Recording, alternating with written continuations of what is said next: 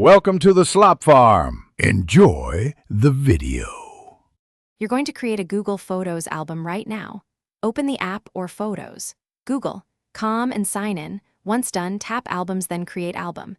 Name the album with something specific so you can find it later. Now choose Photos, long press 1 to start multi-select, or use Search to pull up dates, people, or locations. Make sure to include all core shots first. You can always add more. This gets you into the actual creation flow immediately.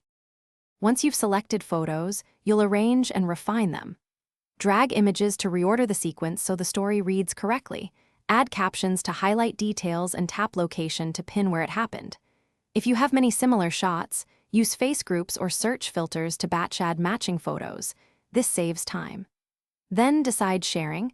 Add collaborators directly or enable a shareable link and adjust permissions. These steps turn a pile of pictures. To finish, review the album on your phone and desktop to confirm sync and backup are complete.